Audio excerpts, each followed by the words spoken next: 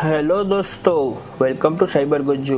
જ્યાં આપણે cyber security, ethical hacking અને ઓનલાઈન સેફટી ગુજરાતીમાં એકદમ સિમ્પલ અને રિયલ લાઈફ એક્ઝામ્પલ સાથે શીખીએ છીએ.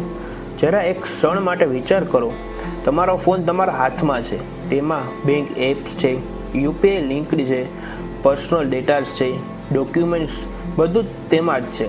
હવે કલ્પના કરો કે અચાનક એક ફેક મેસેજ આવે છે અને અનનોન લિંક પર ક્લિક થઈ જાય અને બૂમ, એકાઉન્ટ એમ્પ્ટી, ડેટા લીક અને લાઈફમાં ફૂલ ટેન્શન.